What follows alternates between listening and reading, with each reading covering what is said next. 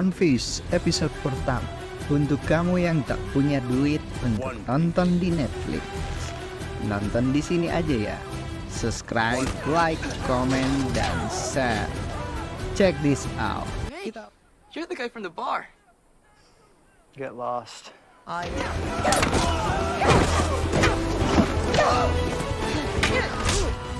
Oh.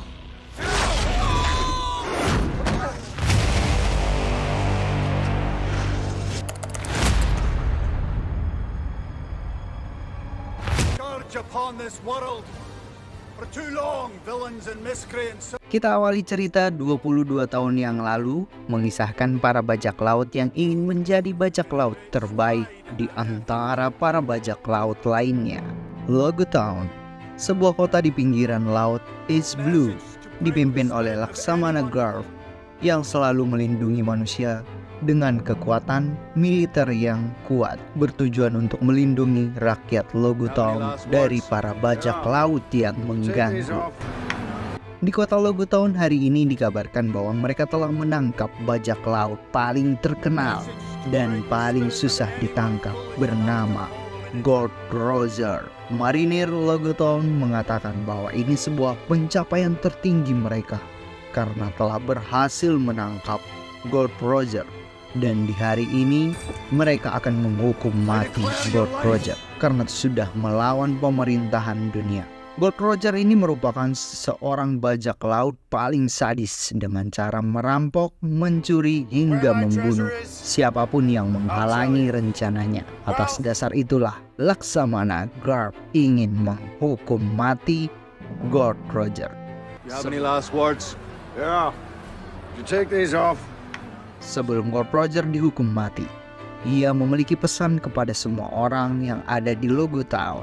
Gold Roger berpesan untuk seluruh warga di Logo Town ialah agar mereka membebaskan diri, berekspresi, mengarungi samudera, dan mencari harta karun dari Gold Roger yang selama ini ia simpan dari hasil ia menjara, merampok, dan mencuri kapal-kapal yang ada berlayar di East Blue. Setelah Gold Roger dieksekusi, para warga menjadi murka terhadap militer Logo Town dan menjadi rusuh, menjadikan rakyat Logo Town berkeinginan menjadi bajak laut untuk mencari harta Gold Roger yang disimpan entah di mana. Dan dimulailah di era para bajak laut sekarang. Semua orang-orang berlomba mencari harta karun dari Gold Roger. Words changed the world forever. A new age was Bodat the Luffy. Sorry. Namanya Monkey the Luffy. Merupakan salah satu anak sebatang kara yang tinggal di Windmill yang terobsesi juga bercita-cita menjadi seorang bajak laut terkenal seperti Shanks. Sebelum kita masuk di era zaman para bajak laut sekarang, kita perkenalkan dulu Monkey the Luffy di masa kecil 10 tahun yang lalu. Shanks, he's back. Luffy seorang anak kecil yang fans terhadap seorang bajak laut bernama Shanks. Luffy selalu menunggu kedatangan Shanks ke desa Windmill, desa tempat Luffy berasal, agar suatu hari ia berharap bisa menjadi salah satu bagian dari kru Shanks. Apapun ia lakukan, asal Shanks mau menerimanya. Cuman saat itu Luffy masih anak kecil, belum mengerti kerasnya dunia perbajak lautan. Jadi Shanks belum bisa mengajak Luffy untuk menjadi salah satu krunya. Di desa Windmill lah tempat tinggal Luffy, tempat ia selalu menunggu Shanks untuk kembali. Dan saat Shanks beristirahat dan sambil makan dan minum di warkop Bu Esi, Luffy pergi mencari harta jarahan Shanks. Dan saat ia membuka sebuah box besar dan di dalamnya terdapat sebuah buah hitam, Luffy penasaran dan langsung memakan buah tersebut. Enak dan lahap. Saat Luffy keluar ingin menemui Shanks, tiba-tiba Shanks menarik tangan Luffy dan kenapa bisa jadi melar. Shanks kaget Apa yang terjadi dengan Luffy?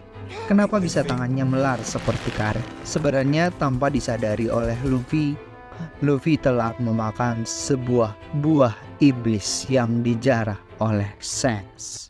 Shanks would tell me stories about pirates and their adventures. So yeah. Dan 10 tahun kemudian, setelah Luffy dewasa, Luffy sudah merasa cukup umur. Luffy yang ingin mengarungi samudra lautan yang luas, karena ia sudah lama menunggu Shanks yang tak kunjung datang untuk menjadi bagian dari tim Shanks. Akhirnya Luffy memutuskan pergi dengan sebuah perahu yang berbekal hanya makanan dan tidak memiliki rencana yang matang. Luffy yang mengarungi samudra di hari pertama, perahunya justru sudah bocor dan tenggelam. Beruntung ia masih ditolong sebuah tong kayu yang membawanya ke sebuah pertempuran para bajak laut.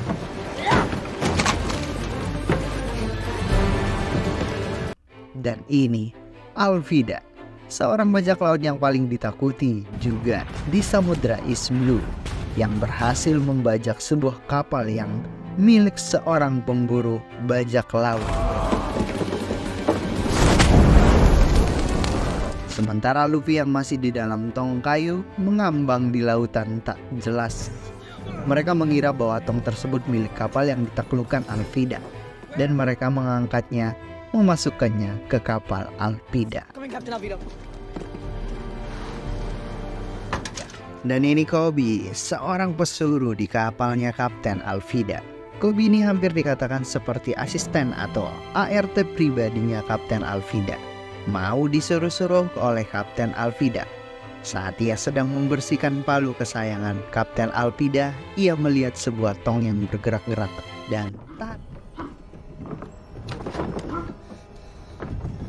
taran, Luffy keluar dari tong tersebut dan menyuruh Koby untuk diam dan jangan pernah memberitahukan kepada siapapun bahwa Luffy ada di dalam. Koby yang seorang bocah lugu dan penakut yang takut terhadap Kapten Alvida, tetapi ia ingin membantu Luffy juga untuk pergi meninggalkan kapal Kapten Alvida dengan menggunakan satu skoci agar Luffy tidak dibunuh oleh Kapten Alvida. Saat Koby membawa Luffy ke atas dan ingin menurunkan skoci, Luffy yang sudah memegang dayung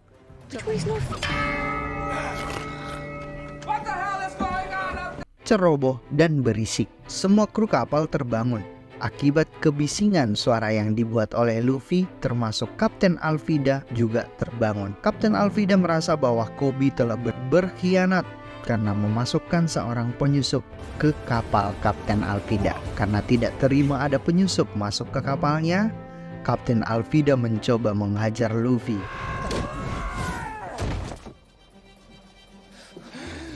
Tapi tidak pernah berhasil, dan justru terbalik, Luffy langsung menghajar Kapten Alvida dengan mengeluarkan pistol. Kapten Alvida seketika langsung terbang menghilang dari kapalnya. Setelah Kapten Alvida diterbangkan ke alam baka oleh Luffy dan tak satupun prajurit yang berani melawan Luffy, akhirnya Luffy bersama Koby pergi meninggalkan kapal Kapten Alvida. I've never seen anyone stand up to her before. She shouldn't have messed with you. Koby menanyakan sebenarnya tujuan Luffy ini mau kemana dan rencananya apa yang harus dia jalankan. Luffy adalah bocah ceroboh tanpa pikir. Ia langsung mengatakan ke Koby bahwa ia akan pergi ke Greenland untuk mencari harta karun Gold Roger dan menjadi bajak laut paling terkenal di dunia. Koby langsung membantah. You don't even have a map. Good point. Hanya dengan sebuah skoci kecil tanpa maps, Luffy akan pergi ke Greenland, menuju Greenland paling berbahaya di dunia. Greenland tempat para bajak laut terkenal. Koby merasa salah, seharusnya tidak meninggalkan Kapten Alvida karena ia mengikuti orang yang tak jelas seperti Luffy. Agar Luffy bisa ke Greenland, Koby menyarankan ke Luffy agar mencari maps terlebih dahulu baru bisa pergi ke Greenland. Ada yang tahu tentang Greenland? Kami jelaskan dulu ya. Greenland merupakan sebuah jalur yang banyak dituju oleh para bajak laut untuk menemukan One Piece dan menemukan sebuah petualangan sebagai bajak laut yang terkuat. Dan di Greenland inilah tempat para bajak laut paling kuat berkumpul. Jika para bajak laut bisa mencapai ke Greenland, mereka akan merasa mendapatkan sebuah kepuasan dan kehormatan. Karena seantero dunia perbajak lautan akan mengenalnya. Dan kita kembali lagi ke Luffy. Luffy menyetujui saran Koby dan mencari maps Greenland di pulau terdekat. Koby yang sebenarnya yang ingin bercita-cita ingin bebas dari Alvida dan menjadi seorang tentara, dan ia ingin menggapai cita-citanya. Jadi Koby mengetahui pulau apa yang akan mereka tuju, yaitu Pulau Saltong, sebuah pangkalan militer ke-153 yang dipimpin oleh Kapten Morgan yang berkhusus untuk memburu para bajak laut. Di tempat inilah daftar list para bajak laut dipajang untuk diburu dan dibunuh, dan di Saltong inilah peta Greenland disimpan. Dan perkenalkan, Nami, gadis cantik yang pintar bisa mengelabui orang hanya berbekal paras cantiknya. Nami juga memiliki tujuan yang sama dengan Luffy, yaitu mencari peta menuju Greenland. Cuman Nami mengetahui ia akan pergi kemana dan ia akan mencari peta Greenland itu di mana, yaitu tujuan yang sama dengan Luffy, Saltong. This one is for someone I knew a long time ago. And the other? Dan ini dia, Roronoa-Zoro merupakan seorang pemburu bajak laut yang menetap di Sixes Islands. Mr. Seven yang datang ke pulau Sixes Island hanya ingin bertemu dengan Zoro untuk menawarkan agar Zoro mau menjadi bajak laut, bagian dari sindikat baru tanpa pikir panjang. Karena Roronoa-Zoro adalah seorang pirates hunter, ia langsung membuat Mr. Seven menjadi amuba, membelah diri. Setelah Mr. Seven menjadi amuba dan ia mengemas badannya, Zoro langsung pergi menuju Saltong untuk meminta tebusan ke Kapten Morgan karena sudah membunuh seorang bajak laut bernama Mr. Seven. Setelah sampai di Saltong dan Why don't you watch where you're going? Rika, apologize to our guest. saat Zoro sedang memesan minuman di sebuah bar, ia tidak sengaja melihat anak pemilik warung dipukul oleh anak Kapten Morgan. Tanpa basa-basi, Zoro langsung mengajar anak Kapten Morgan dengan pedang kesayangannya. Beruntung, belum dibunuh dengan 3 pedang sekaligus seperti Mr. Seven. Cuman saat itu Mr. Seven hanya 2 pedang, menjadikan Mr. Seven membelah diri menjadi amuba. Di perkelahian antara Zoro dengan anak Kapten Morgan, justru dimanfaatkan oleh Nami. Ia mengambil baju marine salah satu dari militer 153 dan berpura-pura menjadi seorang Marines 153, bertujuan untuk bisa masuk ke tempat rahasia penyimpanan peta Greenland di Saltong. Karena si anak takut terhadap Zoro, akhirnya anak Kapten Morgan dimanfaatkan oleh Zoro dengan satu alasan, harus bertemu bapaknya dan membayar kerugian Zoro, sekaligus melaporkan sudah membunuh Mr. Seven, seorang bajak laut yang nantinya Zoro akan dibayar oleh Kapten Morgan. Dan Zoro bertemu dengan Kapten Morgan untuk menyerahkan kepala Mr. Seven sesuai dengan daftar para bajak laut yang dicari di Marine Saltong. Justru Kapten Morgan malah menawarkan Zoro agar mau bergabung dengan Marine 153 dan dia akan ditawarkan menjadi seorang pemimpin di Marine 153. Jika Zoro menolak itu, ia tidak akan dibayar dan justru akan dihukum dengan cara dijemur di lapangan selama 7 hari. More like a misbehaving puppy tied up in the backyard. What do you Zoro lebih memilih dijemur selama 7 hari ketimbang menjadi anggota Marine 153. Dan sementara Nami yang sudah berseragam Marine berhasil menyelinap ke ruangan perpustakaan working on that. Luffy bisa masuk lewat mana saja, dan akhirnya Luffy masuk lewat gorong-gorong seperti Pak Joko. Ya itulah, saat Luffy berhasil masuk, justru ia malah keluar di lapangan tempat Zoro ditawan. Luffy yang melihat Zoro diikat di tengah lapangan merasa kasihan. Sekaligus ia juga kagum terhadap Zoro karena Zoro berhati baik mau menolong anak kecil saat itu. Luffy juga sempat menawarkan Zoro agar mau menjadi kru bajak lautnya. Mau nggak jadi kru bajak lautnya aku Lai? Cuman Zoro kan seorang pirates hunter, jadi secara mentah-mentah langsung ditolak oleh Zoro. Meskipun ditolak oleh Zoro, Luffy tetap mau melepaskan Zoro dari ikatan tali hukuman Kapten Morgan.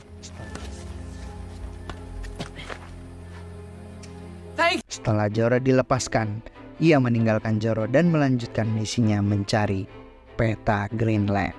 Sementara Nami masih sibuk di perpustakaan mencari peta Greenland yang ternyata tidak disimpan di perpustakaan, melainkan di ruangan Kapten Morgan.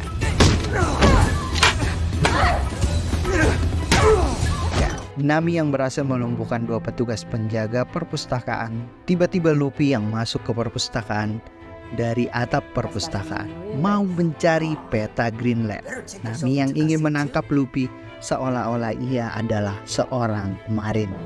Luffy yang sudah mengenal Nami di warung saat memukuli seorang petugas saat itu, jadi Luffy jadi tidak takut. Ia mengetahui Nami yang datang sebagai penyusup juga dengan tujuan yang sama, menyusup mencari peta Greenland.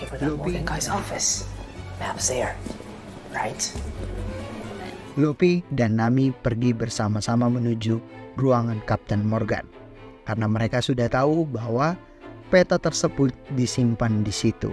Saat mereka berjalan menuju ruangan Kapten Morgan, Nami kaget. Kapten Morgan sudah di hadapannya.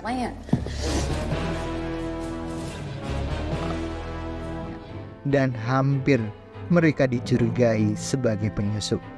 Beruntung, Nami bisa mengelak mengatakan ke Kapten Morgan bahwa ia adalah seorang marin yang dimutasi dari Marin 77 dan ingin membawa seorang penyusup keluar dari markas Marin 153. Kapten Morgan percaya dan langsung pergi.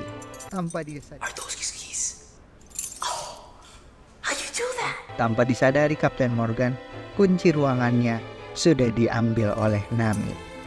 Luffy dan Nami masuk ke ruangan Kapten Morgan untuk mencari peta Greenland, dan tanpa sengaja Luffy memegang persenjataan Kapten Morgan yang terpajang di dinding.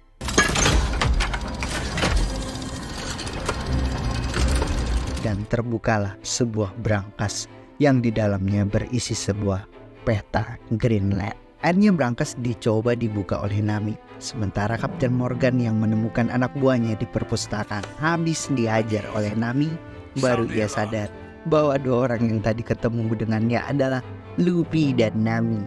Dan ia juga baru sadar bahwa kunci ruangannya sudah berpindah ke tangan Nami. Nami yang sudah tidak fokus membuka brankas karena berisik dari luar. Kapten Morgan sudah mendobrak-dobrak ruangan tersebut. Terpaksa Luffy yang harus turun tangan. Luffy mencopot brankas tersebut dari lantai ruangan tersebut hingga membuat mereka terpental keluar dari ruangan Kapten Morgan lewat jendela.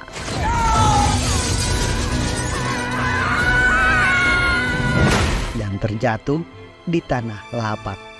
Mereka berdua terkepung oleh para marin yang berusaha menangkap mereka. Dan terjadilah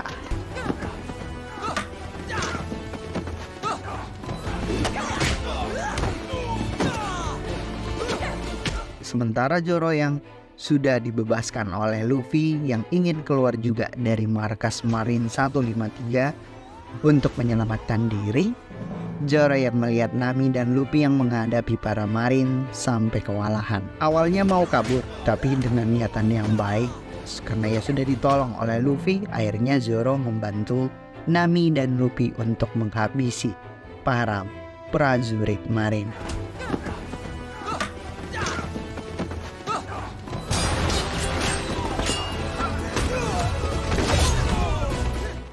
terakhir adalah lawan mereka, Kapten Morgan. Dan disinilah bergabungnya persengkongkolan pemburu bajak laut bersama bajak laut bersatu melawan Kapten Morgan.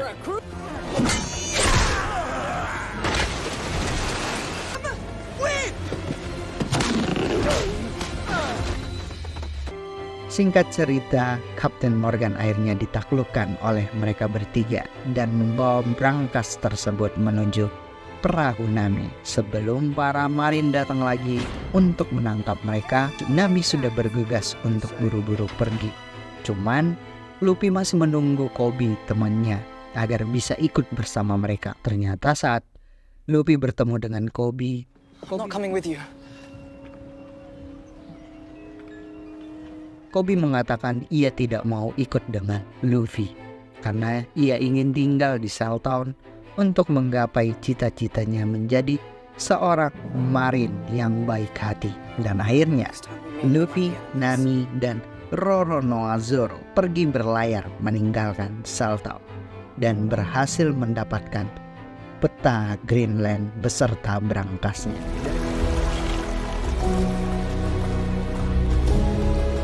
Dari insiden ini, semua para bajak laut terkenal di East Blue mengetahui bahwa ada seorang bajak laut baru yang memakai topi jerami telah mencuri sebuah peta Greenland yang dicari-cari. Dan apakah selanjutnya yang akan terjadi? Apakah para bajak laut di East Blue akan mengejar Luffy? Jangan lewatkan di episode berikutnya di One Piece Season 1 episode kedua.